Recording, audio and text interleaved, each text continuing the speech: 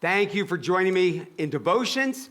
All this week, we've been talking about Daniel's friends, Shadrach, Meshach, and Abednego. We're talking about the strong faith that they have and not compromising your faith. So, faith in the fire. Are you going in the fire right now? You have been there a long time. What empowered Shadrach, Meshach, and Abednego when the statue was set up and they refused to bow even though they were getting thrown in the fire, and after they tied them up and they were heading towards the doors, they weren't budging. They were not bowing. They knew they were going to burn. They had a settled faith.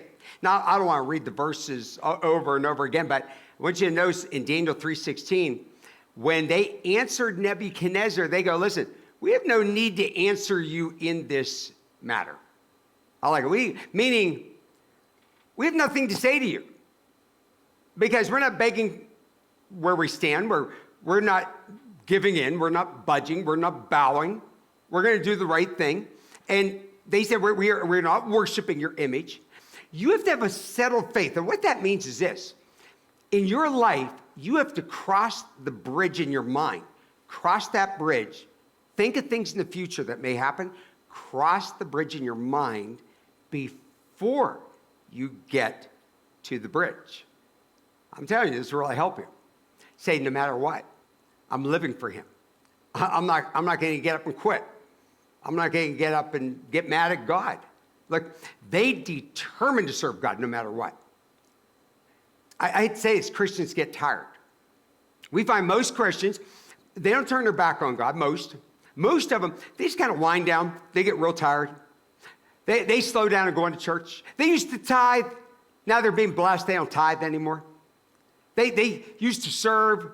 They say, oh, I've been there. I've done that. I'm not doing that anymore. That's really sad. I'm warning you. That is so sad. You don't want to lose the eye of the tiger.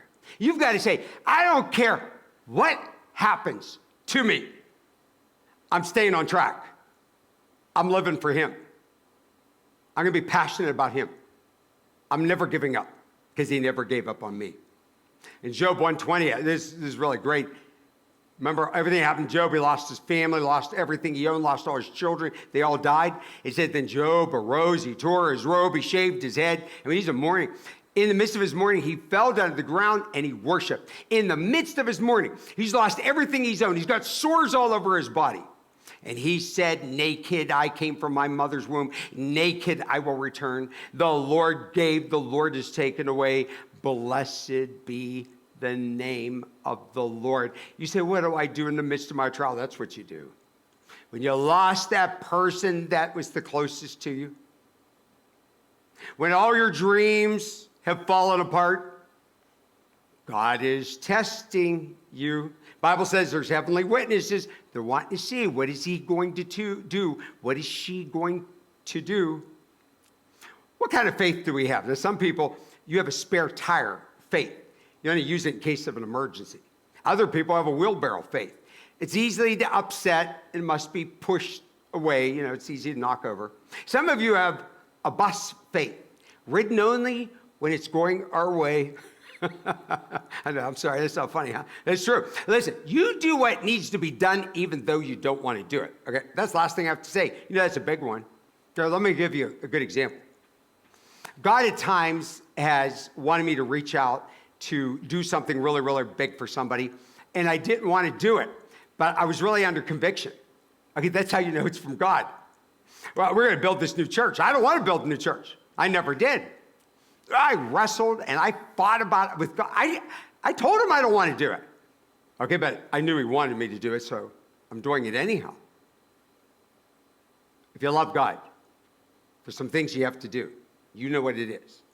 Just do it anyway because you're living for him.